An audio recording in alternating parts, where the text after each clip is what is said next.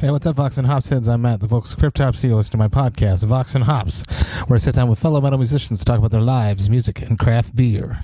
I hope that you guys are all safe. I hope that you are staying home.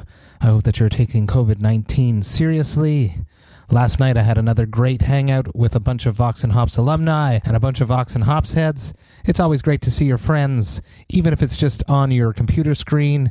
I've been saying this for a little bit now. If social isolation is getting to you, the best thing to do is to reach out to a friend, a family member. We are all going through this together, and if you're looking for a place to hang out every Thursday, check the Vox and Hops social media pages, because I announce the Vox and Hops Thirsty Thursday virtual hang. It's at different times for different people in different time zones, so every Thursday I'm doing this. Check it out. Come hang out with me, some Vox and Hops alumni, and other Vox and Hops heads. Invite your friends, because we're all going through this together, and we need to support each other. On today's episode, I'm very happy to be back with Ash Pearson, the drummer of Revocation, and we're going to talk a lot about his new project, Ritual Dictates. Here it is, Vox and Hops, episode number 124.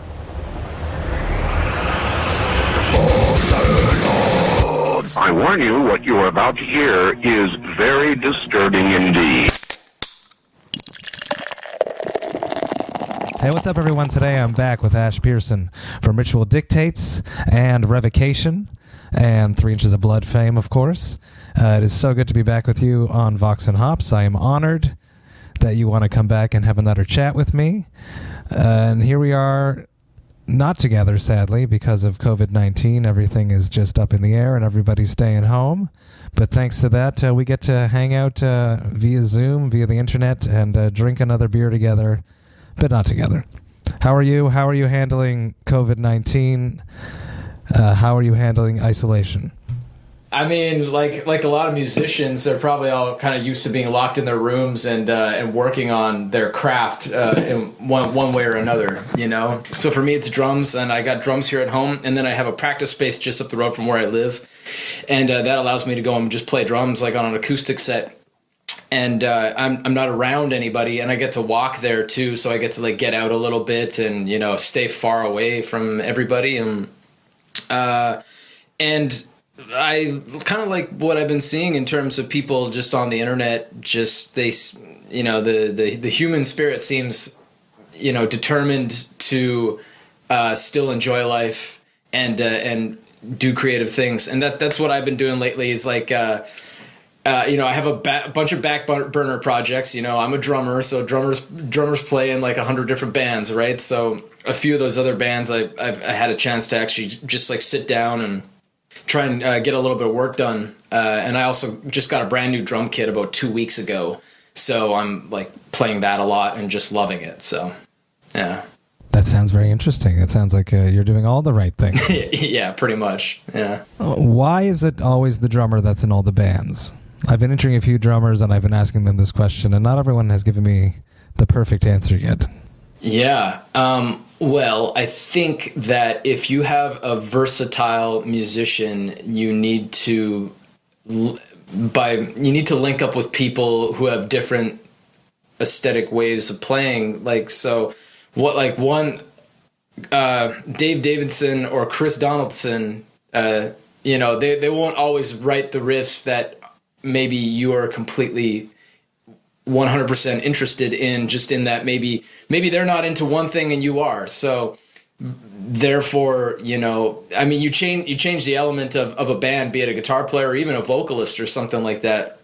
It might just change the band straight up. So I like to hop around to different stuff so I can get to scratch the creative itches that I have, you know? And it's also just a cool way to make friends and to collaborate on different things and like exercise your own autonomy.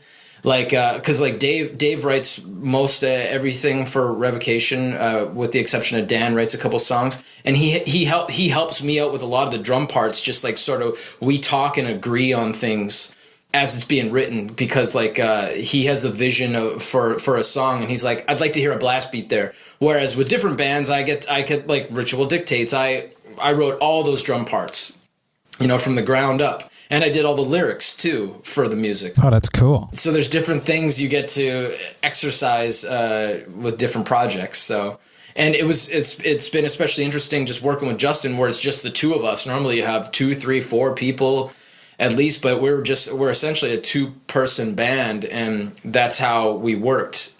Just, you know, writing and recording, we did everything just the two of us, with the exception of a couple guest musicians here and there, but all the songs were just in-house. So that was also a really cool challenge. You mentioned that you're playing drums helps you connect with other people, making new friends. Is that how you made friends in your teens? Yeah, you know, and some friends I didn't necessarily want to make because, but we just, you know, we ended up, it was like, because, okay, so I started playing when I was, 12, so 22 years ago, so that would have been 1998, so it wasn't like the internet wasn't popping off right by then in terms of like, you know, just like there wasn't really Facebook. You weren't like, you know, easily linking up with people and finding other musicians around town. Plus, I barely had a license, or I didn't have a license until when I did, that's kind of when it started to happen. But I like basically the equivalent of Craigslist. I took out ads in the paper to try and like meet up with people. And like some were like okay, but just like some of them, they were usually older than me for sure, and were like one of them was like a weed dealer, and he's just like he wasn't my speed, you know, as a person. And then I had this French Canadian guy who lived out here, and he had no personality whatsoever. He was a nice enough guy, but I was like, is this like. Is this guy going to stab me if I don't say what he wants me to say, or if I disagree with him? Just, he really had that vibe, like just no stares. I'm like, you like this? He's like, yeah. I'm like, cool. And, you know, I was so excited at that point, and he didn't really show much, like emotion, or whatever. So we weren't really on, I wasn't on the same wavelength as a lot of people. But when I did meet the people that, the kind of people that I wanted to be playing in a band with, then it started to take off, where it's like I started expanding my social group, and like through them and meeting, you know, people that were they were my kind of people for sure. And that's when my friend group expanded, and it was definitely through drumming. And that's also how, you know, I just met more musicians and all that stuff, and that also helped improve my playing too, you know. At this point of our lives, though, when you meet another lifer musician as we are, we have all the same issues. We've made all the same sacrifices. We understand our musician problems much more than normal people do. So it's easier to get along with each other now. Also true. There's this kind of like you know, with solidarity that comes with like knowing what it's like to try and make a living in music, and to just make good art as well. You know, I mean, everybody for the most part has like side hustles that they do at home, and that's just a given. But then on top of that, it's kind of like, you know, just trying to make good art when you can. That's kind of what I think most people are really concerned with, because it's not, you wouldn't get into this in the first place just because you wanted to make money, like especially metal. That wouldn't really make, that's like a bad business plan. So you'd have to have an extra, you'd have to have a reason for wanting to do that. And usually that would be to make good music that you like. So I think all of us kind of understand that, you know? It's about the passion and the art, which also goes into music, but it also goes into craft beer. Yes, it does. So what normally we would share a beer. I believe last time we were together, we drank Brasserie du Bas-Canada's HIPA, which is a very good New England IPA. That's right. Quebec. Man, you never forget a beer. I don't forget beers. I don't do Untapped, but I remember most beers that I've had with people. But I'm really bad at remembering episode numbers, but that just doesn't matter. What do you have on your side? What are we sharing virtually? So I like this one. It's an IPA. It's called Fat Tug, and it's by Driftwood. It's like a mainstay IPA that's made here in BC. I just really like it. I feel like it's well balanced. It's definitely hoppy, but it's like, it has a very clear light body to it. And it's a go-to for a lot of people. They used to only sell them in bombers, big bottles or whatever, and then they just started making cans. And yeah, they also make some other really good stuff, and it's still pretty craft. Like my birthday was in January, so I got a deluge of beer as a present, and I had a double IPA of theirs just the other day. That's really good, and I got a barley wine that's in the fridge right now of theirs as well, of Driftwood. So, but yeah, Fat Tug's just a good, really good IPA. Like, awesome. What does it clock in at? What's its percentage? Its ABV there? It is, I believe it's 7. Yeah, it's 7%. Wonderful. On my side, I am doing La Tête Dans Les Nuages from Sir John Brewing Company from La Chute, Quebec. This is a young brewery. I believe it is a year old, the brewery. They are putting out some banging New England IPAs, some really cool smoothie sours. They started the stout game. I'm not sure if they're into barrel aging just yet, but everything that I've had from them is very, very, very good. So let's crack our beers. Let's pour it out. We'll see what they look like. Awesome. And then let's taste them. What's that? You want me to drink you? But I'm in the middle of an interview. Yes, Yeah, I got to have some glassware. I don't really ever drink canned. I drink canned beer at home, but I don't drink it out of the can. Typically, I usually put it in glass because why not? Cheers. Ding. Same here. And of course, I'm using my Vox&Hops glassware. I have to. It's since I've had them, I have to use them. Pure class. Cheers. Tangy, juicy, a little bit of hop burn. Hello, old friend. Yeah, that's basically how I describe this beer. Would you say juicy with a little bit of hop burn? Yeah, because their beers tend to be a little bit green, but they're still really, really, really enjoyable. I'm never patient enough to let them come to fruition to their perfect complexity. Yeah, their maturation. That's correct, yes. Let's touch on Ritual Dictates. You basically had to get back in the boat with one of your 3 Inches of Blood brothers. I didn't have to, but we definitely wanted to. But yeah, I mean, for sure. That's man, I was so I love just hanging out with that guy in general, but Justin's such a good, well-rounded musician. He's the kind of guy who would the 3 Inches of Blood songs that he wrote, he would bring them in completed as opposed to just building riff by riff, which I also like, but that kind of just goes to show that he, has like an idea for like a whole song, and he sees like the bigger picture with music in general. He can play bass, keys, he can sing, and he's a great guitar player. Like we lost our bass player in the middle of a tour. He had to go home, and Justin just ended up playing all the songs on bass, and we didn't even have to stop any shows, cancel any shows.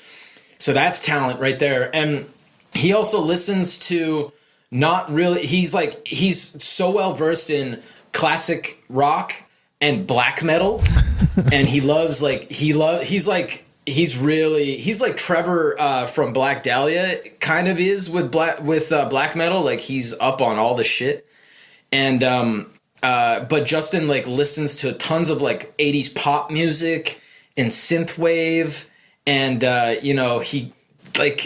he does all sorts of just really versatile stuff listening wise, and gets into different kinds of music, and yeah, he can basically play every instrument. So it's a pleasure working with somebody like that, because all I have to do is worry about drums and then writing the lyrics too. That was another cool little exercise, because I always kind of wanted to, because my favorite drummers Neil Peart or Thomas from Meshuggah, they all did that. So I was I want to maybe give that a try too, because I know a couple $20 store-bought words that I thought I could maybe try and put into put into some lyrics that might sound cool. And it was a collaborative effort, but it was really fun to do. It was just fun. The whole thing was fun. It didn't feel like work at all, Which is where creative things should not feel like that. Totally. Especially it's you're going back with an old family member. Yeah. Being in a band with someone is like being in a family, and you were with them for so long, and you grew up with them, and you got to the main level of your success before Revocation with them.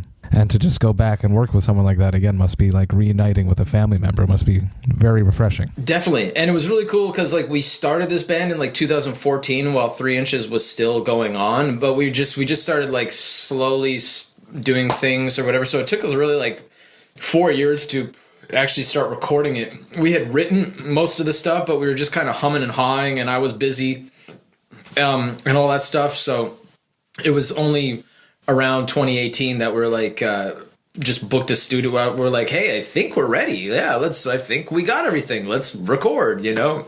That was that kind of a decision we made. It was very like, oh, hey, look at that. We got a full record. Okay. I guess we better record it, you know? So that's how that happened. I imagine that you were more self-conscious showing him your lyrics versus your drum beats.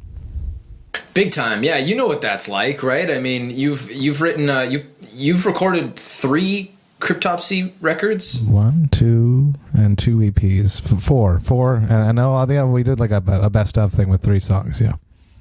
Cool. But yeah, what's that like for you? I mean, are you always self-conscious, being like, okay, here's the lyrics I have. I think I'll, you know, what do you guys think? You know, I always hope that they would be critical, but they're so not.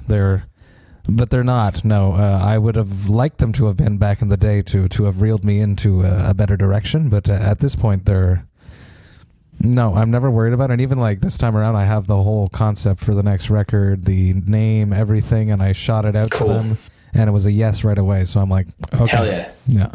That's awesome. That's great. I mean, you obviously get what your band's all about, you know, so it would make sense that it took me 12 years, but I Really? Yeah, I remember seeing you. I don't know if it was your first tour, but it was like your first year of being in the band or something like that. We did speak about that last time at the Cobalt. Yeah. That's right. It was that was great. Yeah, so it's cool to see how far you've come, man. Cheers. Where is Ritual Dictates going to hit the road? Is this going to be a touring project, or is it just a studio thing? We've had mostly studio stuff, but we've played gigs live before. We've done maybe about 4 or 5 in the past before we did this record, but we had some gigs planned for a couple weeks from now, which are obviously not happening, but they'll be rescheduled, and we'll do some stuff in and around Vancouver for sure. I think what might work for Justin and I, we don't really want to tour because like I'm already touring like mostly full-time-ish with Revocation, except for, who knows right now, but so and he has like a regular job, he's got a wife, and it's like, he's still playing lots of music and satisfied that way, but I don't know, I don't think he wants to get back in the van. I don't know if I want to get back in the van with this particular thing, but we also have the advantage of like we know so many wicked players all over the world, and if we could get maybe we would, like, the two of us would fly to a region and then hire a bass player and a guitar player and go and play a few shows and like do some local backline kind of stuff, so we don't have to do the cross country kind of thing. You know what I mean? That might end up working for us. I think that I would like to see that happen, to do something like Heavy MTL, even though that's shooting pretty high, like that's a great fest. But, something like that would be fantastic, to just fly in and do some regional stuff and then just fly back home and just kind of have it be done in like a week's time or something like that. But otherwise, it's just a studio band, so... Huge shout out to Heavy Montreal. We miss you this year. Oh, man. I hope you guys come back. Much love to everyone around, JF Michaud, Nick Farkas, everyone else at Eventco that are probably going crazy right now with everything that's happening, all the cancellations and postponements. Could you imagine postponing, the logistics of postponing people like that? Like, there's deposits, money, flights, caterers, event people, riggers, staff, all this stuff, just all of a sudden it's like, sorry guys, don't know, here's your money back, and there's no work, and I don't know, man, it's crazy. Yeah, everyone's talking about the artists suffering, but everyone behind the artists are suffering far more because they have nothing to sell, nothing to give. There's all these talks of support your artists by picking up some merch, buying some music. They're going to be doing some live stream shows. But all of their crew members have nothing right now. All of the booking agents that have been putting this all together are screwed right now. interested in seeing how many of them might have to go bankrupt, considering how long this keeps up, which I imagine, I personally think it's going to be longer than ever before. Yeah, for sure. Yeah, man. Like, all the behind the scenes stuff that people don't even really think about. You know, they're just like, oh, a band can't come. That sucks. But it's like, yeah, there's so many supportive roles that are played in the music industry besides just being in a band. You know, I mean, most people know this, but maybe a lot of people don't, though. You know, managers, booking agents, TMs, tour managers, sound people, lighting people. I mean, everything. You know, it's just none of it's happening right now. So that all the local staffs, those loaders, everyone. You know, yeah, it's just brutal. Yeah, totally. Yeah, so everyone's just, I think, kind of, you know, I feel like the next couple of weeks will be definitely critical in that we kind of see how society adjusts and see, like, what, I mean, it's obviously going to be an ongoing thing for months and months to come, and God knows how long past that. There is no God, but you know what I'm saying. But yeah, so who the fuck knows? But yeah, it's definitely an interesting time. Everybody keeps saying that it's interesting times, right? And yeah, it is. But yeah, I guess we'll just have to see what fucking happens. You know, try and make some money if you can. Get back into the art and all the passions that you had set aside to go and support yourself and your family and be with loved ones. You know, that seems to me to be a good thing for people right now. I want to give you a massive shout out for you or whoever had this idea in Revocation for making that shirt design where all of the proceeds go to buying the protective masks for the first respondents. Yeah, that, I don't know whose idea that was. It might have been Dave's, but it might have not been Dave's too. I didn't talk to them about that, but I saw it. I was like, hey, that's really cool. And people were like hitting me up being like, yeah, man, that's really cool. I'm like, yeah, thanks. Yeah, but it's not like, yeah, so I didn't take that initiative, but I am really, I mean, happy for the band for doing that kind of a thing. You know, that's definitely something that we would do, you know, and, I mean, this is a bit of a side note, but it's like, when we were just out with Cattle Decapitation in Australia, Japan, Cattle Decapitation was doing meet and greets, and all the proceeds were going to the wildfires in Australia. So that was another great cause too that those guys did, you know, and that's really cool to see how metal bands like give back and are altruistic, even though, you know, some of these things are, you know, they're not exactly in the metal realm, but it still shows that they're conscientious, you know. Yeah, massive shout out to all the Vox&Hops alumni in Cattle Decapitation. Super stoked to hang out with you again. I also want to touch on your hookup that you did, because I was the sponsor for Devastation On The Nation, and I was going to organize a pre-show party at Jackalob's Neighborhood Dive, and you helped me with that whole hookup, so thank you so much. Yeah, no worries. And you hooked me up with Kevin Ems, who is one of the brewers for Granville Island Small Batch. Yep. And he was just so cool, and he brewed this whole black pilsner, and there was no party. Yeah. So huge shout out to Kevin Ems. Much love and respect. We will drink it somehow, or we'll hang out eventually. Yep. Yeah, absolutely. Yeah. So Jackalop's Dive, they were just featured on Diners, Drive-Ins, and Dives with Guy Fieri. Really? Yeah, it was cool. He was he did a piece on them. I made it into the episode a little bit too, which was neat. But they they got that, you know, kiss of the ring, so to speak. And Kevin's like a great drummer and a good friend of mine, and he's a fantastic brewer. He brews some really good stuff. So yeah, I was bummed that we weren't able to do that as well, because like it would have been great to see you. And I had some of that beer because I went over to the brewery back like a couple months ago. He was like brewing it and testing it and stuff, and we had a couple sips, and it was great. It was great. So maybe we'll get to have a rain check on that, you know. Absolutely. Shout out to Kevin Ems again, and all the people from Jackalobes. So when does Ritual Dictates come out? Really soon. I think it comes out in like within a week or two. Oh, cool. Yeah.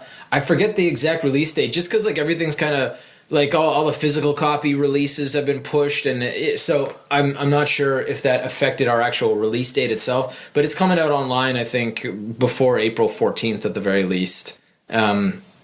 Yeah. So yeah, we're really excited, man. I think there's like some websites that are like streaming it right now. Like No Clean Singing did a review and they are streaming it, I think. Yeah, so we're doing stuff like that to promote it, and it seems to be getting really great response. We're pretty happy with it, actually, if not a little surprised, because I mean, it's just like we kind of just like wrote it for ourselves, and then when we put it out, and it sort of resonated with like people who've been listening to it, we're like, oh, how about that? That's cool.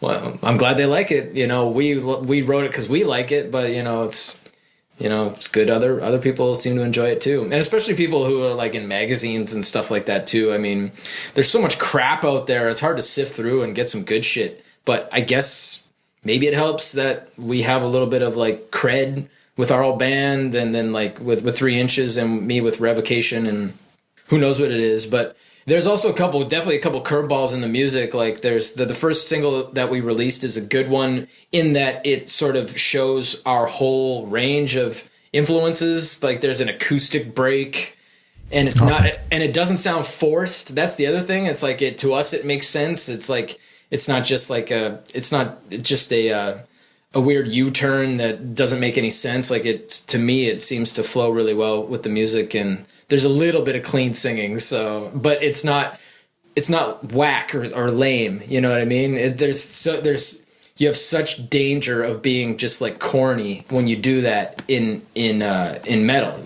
It's a really fine line if you're going to go down that road.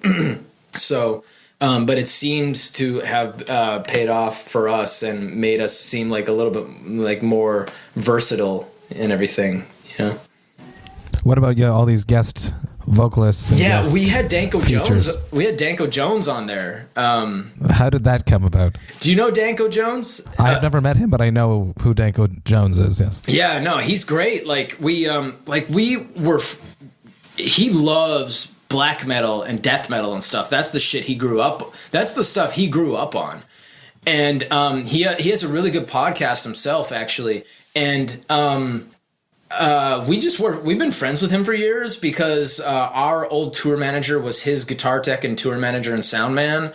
And then we just kind of, you know how it goes, right? He just came out to a show or just listened to our records and likes us or whatever. And there was one of the songs that we wrote in the early days, with me and Justin, Ritual Dictates, that we were like, oh man, this one part, Danko Jones, that would be so perfect for him to sing, just because it's anthemic but like confident, and it's like it's clean singing, but it's more than just that. It's like rock anthem as if it was Dio, but like with just a little bit more stern. We just like the way he's really good at creating like a live persona and posturing singing wise and everything. And it just worked for that particular song. And then we had Shane Clark, our second other guitar player from 3 Inches of Blood, playing some 12-string parts. And then a bunch of backing vocalists and gang vocal kind of stuff. But Shane and Danko were the main two that we were really happy to score on the recording. So yeah, Canadian rock royalty right there, Danko Jones, that's for sure. Yeah, for sure. He was we were touring last year with Killswitch Engage, and we kept missing Volbeat, and Danko Jones was opening for Volbeat, and it was Danko Jones and Baroness and Volbeat, and they were playing arenas. They were like, we were parked at the arena that they were playing at like the next night, and it was just like, I mean, they were playing such big places, and it's just so crazy. That like Danko is pretty popular in Europe, especially, that's great. I also want to give you another shout out because you hooked me up with Sasha Dunable from Intronaut, and I had a great interview with him. Such a cool dude. We just immediate friends. I love when that happens, dude. I want to touch on you filling in for Intronaut at the Decibel Metal and Beer Festival. Hell yeah. Oh man, that was a great fest in general. Like some of the beers that were there, like Stone, the brewers Stone, and there was a bunch. I just can't remember them all. Whatever. But I was also there to work. Right, I was there. I was playing drums for Intronaut on Friday, and then I was teching for Carcass the next night too. So I wasn't really going too crazy. Wow. You know? Okay. Yeah, it was cool. But yeah, that was great. Really cool fest. There was great bands there. Carcass, Possessed, Gate Creeper was there. And it was Intronaut. It was Intronaut's first show in like 2.5 or 3 years or something like that. And I was the first drummer to play live with them who wasn't Danny Walker, their old drummer, which was also really, really cool. So, I had to learn a bunch of their new record, which hadn't even been released. Drum tracked by Alex Rudinger, who's a Psycho player. And so he's amazing. And I had to learn like 2 different styles of drumming within the same band. And I was on the road for like 3 months straight. And then I only had a week to play on my drum kit before actually meeting up with the band to rehearse.